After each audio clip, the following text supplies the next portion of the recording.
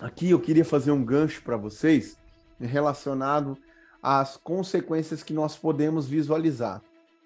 É muito comum a pessoa que ela passa por essa questão ter como consequência, né? Então, vou pegar aqui, fazer um parênteses aqui.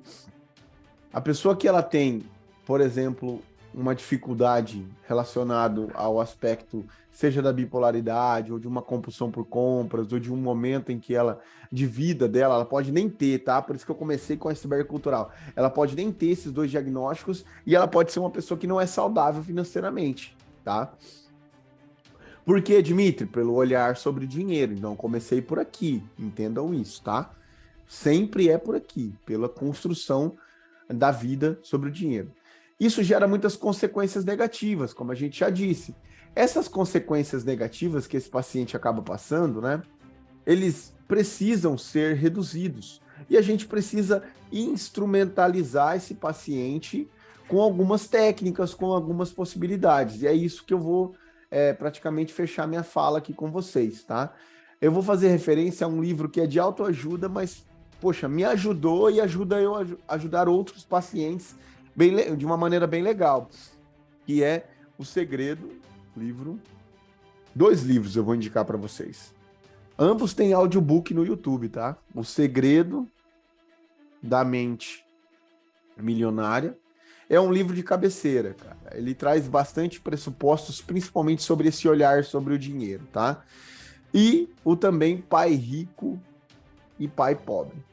São dois livros muito legais relacionados a essa questão sobre o olhar sobre o dinheiro, o desenvolvimento sobre a questão financeira.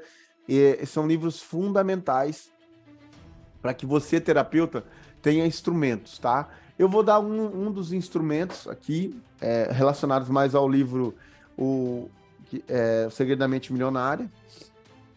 Ele traz 5 possibilidades, tá? De como você pode repartir o seu dinheiro, tá?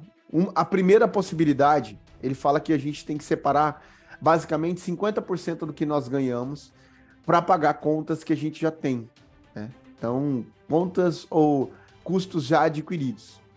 Depois desses 50%, nós temos a possibilidade, né, de olhar, então são 100%, de olhar para o aspecto da nossa aposentadoria. Vai chegar um momento da nossa vida que a gente não vai ter forças para trabalhar. E olhar para isso agora, quando a gente tem, é fundamental. Talvez seu paciente ele é super jovem e não pensa nesse futuro, né? Então, um dinheiro que ele vai guardar, ele não vai mexer de forma alguma. E esse dinheiro vai ser para quê? Para que ele possa realmente lidar com as consequências da vida mesmo, que é a velhice, né? Os outros 10%, então 50%, 10% aposentadoria, 10% ele está relacionado à possibilidade de você doar. Tem gente que gosta de doar na igreja, com dízimo, tem gente que gosta da possibilidade de poder doar em alguma instituição de caridade. É independente, tá? É aquilo que faz mais sentido para aquela pessoa. Então, 50%, 10% de aposentadoria, 10% relacionado à doação.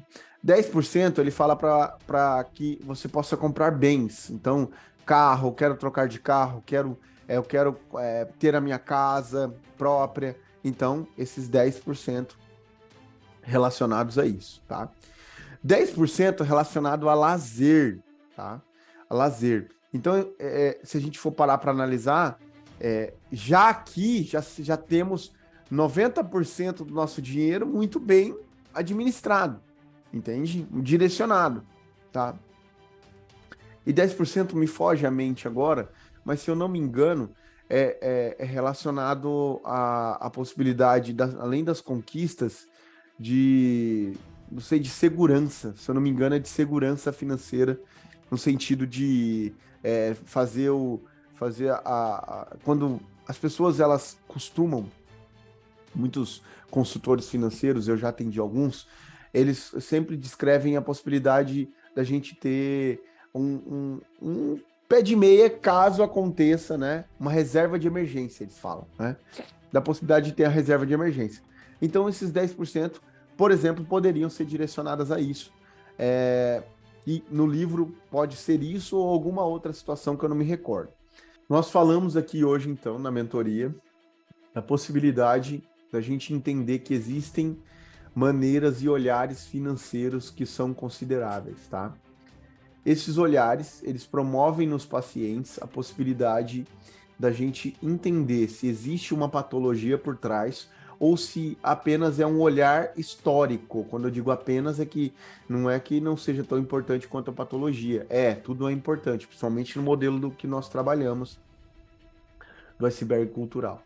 Entendendo isso, nós podemos abrir possibilidades para diminuir as consequências e, quem sabe, instruir esse paciente a lidar de maneira mais efetiva, com aquilo que ele pode ter de dificuldade, com aquilo que ele, de certa forma, possa vir a lidar com as consequências. Então, as consequências, elas podem ser minimizadas desde situações mais graves, como patologias, como situações de um olhar sobre o dinheiro, uma distorção cognitiva